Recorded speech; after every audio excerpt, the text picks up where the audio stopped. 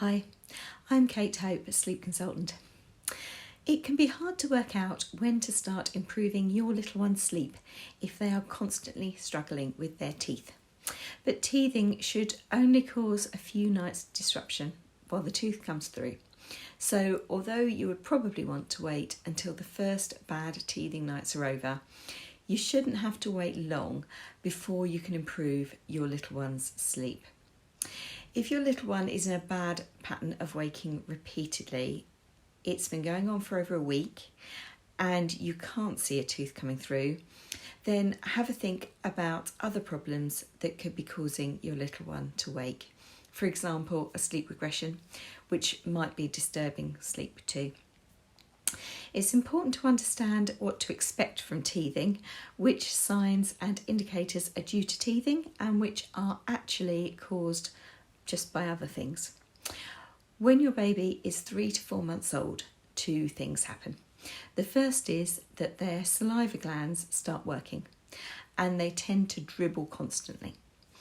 The second is that they develop hand-eye coordination, which enables them to put their hands and anything else you give them into their mouths.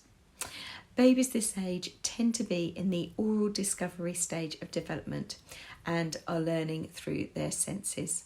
And mouthing and chewing everything they can get their hands on is a good way of finding out about the world around them. Unfortunately, these changes are what we look for when we're trying to work out if our babies are teething. Some parents say to me that their baby has been teething for months and yet no teeth have come through. In this case, it's probably not teeth that are causing the baby's behaviour, but just normal development. Most babies start to develop teeth between 6 and 12 months. Many babies sleep a lot better throughout teething once they know how to self-settle to sleep. So we want to minimise your baby's discomfort while they're teething and at the same time make sure you don't get into bad habits during teething that cause your little one to start to wake more frequently and cause longer term sleep disruption.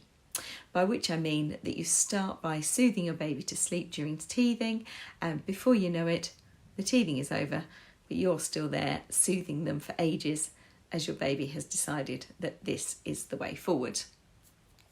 So how do you tell if your little one is actually teething? Here's a teething checklist for things to look out for. Firstly, one of your baby's cheeks might be red or flushed. They might rub or pull at their ear. They might dribble more than usual. They're chewing on things more than usual. And they might be more unhappy than usual.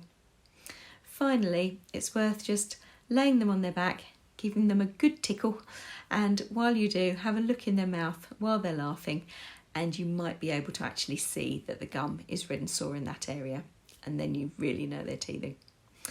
Some people report runny nappies or a slight temperature.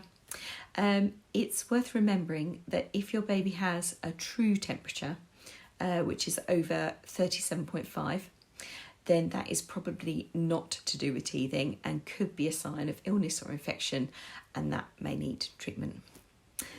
If your baby suffers with their teeth, and some babies do more than others, then it's worth waiting for a few days until the tooth is broken through the gum and you can see that they are happier. And then you can go ahead and start on the path to a good night's sleep.